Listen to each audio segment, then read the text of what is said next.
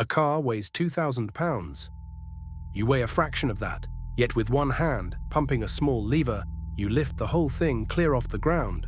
No motor, no trick, just a steel cylinder and a little oil sealed inside. This is the hydraulic jack, and the secret it hides is one of the quietest, most useful ideas in all of physics. Let's slice it open and watch the oil do the work. Open the jack and you find two vertical cylinders side by side, joined at the bottom by a channel. One cylinder is narrow, the other is wide. Each holds a snug piston that can slide up and down. Oil fills the space beneath them, connecting the two like a single body of liquid. Push down on the narrow piston and something has to give. The oil cannot be squeezed smaller, so it moves, carrying your push straight across to the wide piston waiting next door. Here is the rule that makes it all work, named for Blaise Pascal. Press on a trapped liquid, and the pressure you create spreads through every drop of it, equally in all directions. The oil under the narrow piston does not just push down. It pushes outward and sideways and up, against every wall it touches, with the same firm pressure everywhere. That even pressure is the messenger. It carries your effort to the far cylinder without losing a thing along the way. Now the magic of size. Pressure is force spread over area. Your hand presses the narrow piston, say 1 square inch, with a modest push. That same pressure now presses on the wide piston, perhaps 10 square inches. 10 times the area means 10 times the force. The little push becomes a big lift. The jack has multiplied your strength, not by gears or levers, but simply by making one piston fatter than the other. The oil does the bookkeeping. Nothing comes for free. To raise the wide piston by 1 inch, you must fill the space beneath it with oil. But the narrow piston only pushes a thin sliver of oil with each stroke. So you pump, again and again, many strokes of the small piston for 1 slow inch of the large one. You trade distance for force. Your hand travels far and easy. The car rises slow and hard. The total work stays the same. Watch a single pump. You lift the handle, drawing the narrow piston up. As it rises, it leaves a widening, low-pressure space beneath it, like pulling back a syringe. Oil wants to rush in and fill that space. It flows from a reservoir, a small tank of spare oil held alongside the cylinders, sucked in to feed the next push. The jack has just loaded itself quietly between strokes.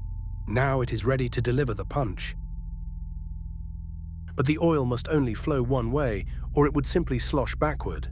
So the jack guards each path with a check valve, often a tiny steel ball resting on a seat. When oil flows the right direction, it lifts the ball and slips past. When it tries to flow back, it presses the ball down into its seat and seals the door shut. On the intake stroke, the valve to the reservoir opens and fresh oil pours in. Now push the handle down, the narrow piston drives into the oil and the pressure spikes. That spike slams the intake valve closed, so no oil escapes back to the reservoir. With the back door locked, the oil has only one way to go, through a second check valve into the wide cylinder. It lifts that ball, flows under the big piston, and nudges it upward.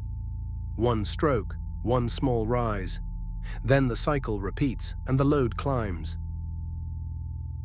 Why oil and not water? Because the liquid here does two jobs at once. It carries the force, yes, but it also bathes every moving surface, the pistons, the valves, the polished walls. Oil clings and lubricates, so the steel slides without scoring. It resists rust, so the jack survives years in a damp garage. And it shrugs off heat and pressure without boiling or breaking down. Water would corrode and fail. Oil is the quiet, faithful muscle inside. One more piece keeps the secret sealed: the rings.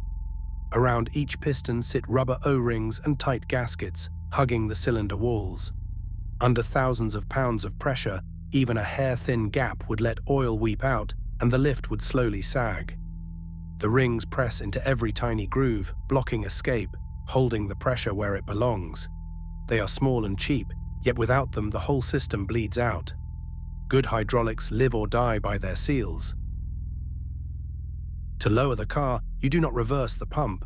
You open a release valve, a small screw near the base. It uncovers a direct path from the wide cylinder back to the reservoir. Now the car's own weight presses down on the big piston, and the oil, no longer trapped, flows calmly home.